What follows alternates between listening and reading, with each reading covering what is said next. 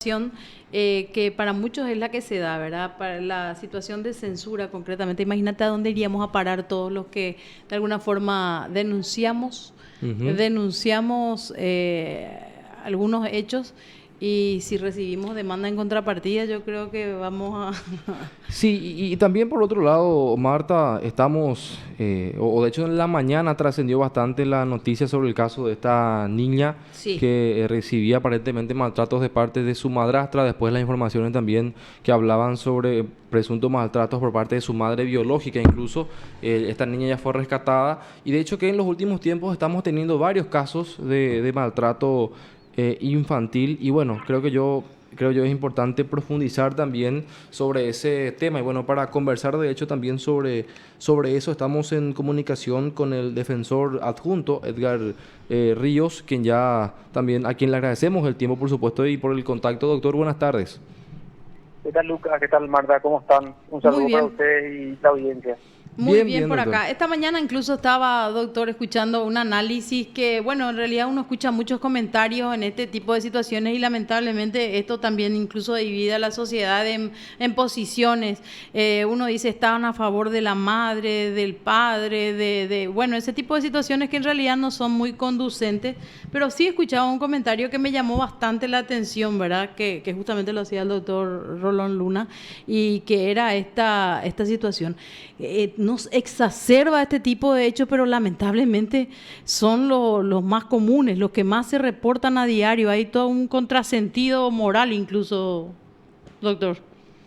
Es así, siempre este tipo de situaciones generan grandes reacciones, pero son realidades que vivimos nosotros en la Defensoría todos los días, en todos los casos, algunos menos mediatizados que otros.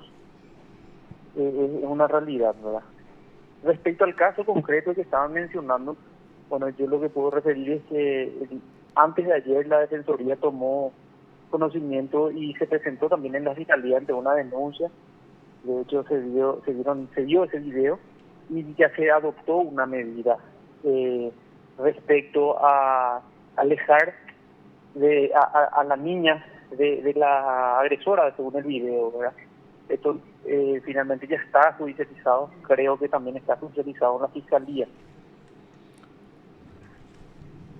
Esta decisión se tomó de inmediato, entonces, por lo que usted nos Una vez confirma. que, asimismo, una vez que nosotros recibimos la denuncia de la Fiscalía, la defensora se constituyó en la Fiscalía.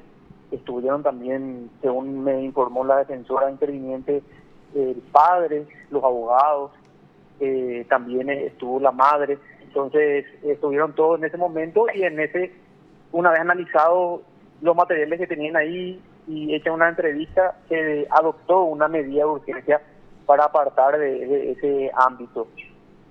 En particular, por lo que ustedes interpretan en este relacionamiento, obviamente que hay serias dificultades, ¿verdad? No estamos hablando porque naturalmente cualquiera imagina que esta criatura, que incluso tiene menos de 6 años, tengo entendido, ¿verdad?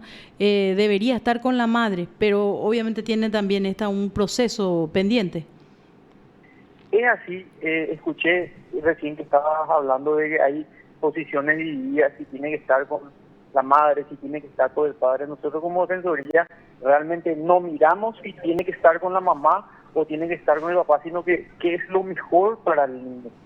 Puede haber ocasiones, no digo que este sea el caso, hablando en términos generales, Ujú. de que no sea lo mejor que esté con el padre ni tampoco que esté con la madre. O sea, nosotros no podemos hablar acá de derecho del papá de estar con la niña o derecho de la mamá de estar con la niña, sino nos fijamos como Defensoría de la Niñez lo mejor para el desarrollo y la protección de los derechos del niño, la niña o la adolescente, ¿verdad? O sea, eso es, por eso es que muchas veces se generan esos encuentros, porque la mayoría de las personas dice, ¿cómo no va a estar con su mamá? ¿Quién es la mejor persona para cuidarle? ¿O cómo no va a estar con su papá? Pero realmente hay muchas cuestiones dentro de los procesos judiciales que se van desarrollando dentro del proceso, que está prohibido publicar, que está prohibido divulgar, que hacen que se tomen muchas veces decisiones que al tener solamente una campana genérica haga que no sea comprensible o que las personas opinen muchas veces sin saber del fondo de las cuestiones. Y en este tipo de casos, o sea, en este caso particular, doctor, digamos, ¿cuál es el análisis que se puede hacer? Porque, bueno, se mencionó también, incluso, de hecho, la propia fiscal lo hizo, de que la niña, cuando estaba con su madre, incluso recibía maltratos y hablaba incluso la fiscal, algunos tachándola de irresponsable, de que la niña prácticamente prefería estar con el padre y la madrastra, ya que recibía más maltrato con la madre biológica que estando donde estaba justamente, y bueno, se dio esa situación de igual manera. O sea, ¿cómo se puede, o sea, qué se puede hacer en estos casos, doctor? Ya que estando con el padre, digamos, también pasa por una situación de violencia tanto como con la madre biológica, ¿verdad? Sí, yo no puedo afirmar que en este caso sea así porque no soy parte del proceso en el cual, y si fuera parte tampoco podría estar divulgando eso, Ujú. pero sí te digo que hay que analizar toda la situación para ver si debería ir con un referente cercano de la familia, Mm. ya sea con los abuelos, abuelas, con los tíos. Sí. La última ratio para nosotros siempre como defensoría va a ser desarraigarle de su núcleo familiar y llevarle, digamos, a otro lugar externo, ¿verdad? Porque finalmente sabemos que todos los niños, las niñas, los adolescentes necesitan de esa contención, de ese cariño familiar y quieren estar, por supuesto, con estas personas, ¿verdad? Por supuesto. Doctor, y en el caso de las denuncias, por ejemplo, si una persona conoce un caso de maltrato infantil, puede recurrir también, incluso tengo entendido, a la Defensoría Pública, ¿verdad? A modo de presentar justamente una denuncia, ¿no?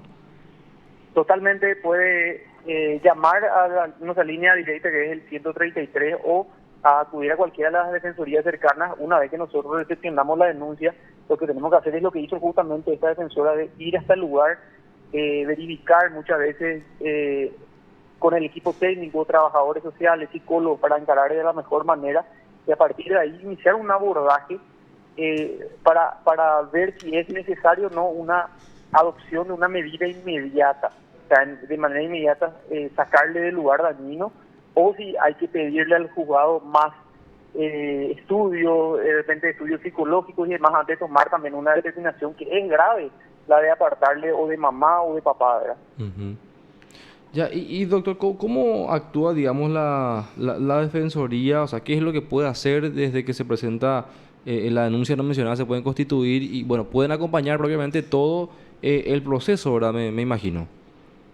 Totalmente, se constituye, verifica, puede solicitarle al juez medidas de cuidado alternativo, se les llaman, que es, por ejemplo, que vaya en guarda o que vaya en abrigo en una institución Mm. pública, que vaya al cuidado de algún pariente. El juez finalmente es el que resuelve las medidas. Los únicos casos en los que el defensor puede adoptar directamente la medida sin la orden del juez, por ejemplo, cuando hay una cuestión urgente, inminente, por ejemplo, en un horario fuera de laboral, ¿verdad? O que está corriendo peligro su vida en ese momento, y esa adopción de esa medida tiene que ratificarla de vuelta al juez o adoptar alguna otra medida que considere más efectiva, más eficaz o más adecuada. ¿Y ese tipo de circunstancias se suelen presentar mucho o no, doctor? Todos los días y varias veces al día. Ahora, en el caso concreto de esta niña y el proceso que tenía la madre incluso, concretamente ustedes ya se interiorizaron por sobre todas las cosas, considerando que hay hasta una situación de confusión. La madre decía que ella en algún momento estaba guardando una decisión definitiva con respecto a la criatura. O sea, habla de casi 2 años de proceso, doctor. Sí, la verdad que la Defensoría ya tiene intervención en todos los juicios, ya ha dictaminado también.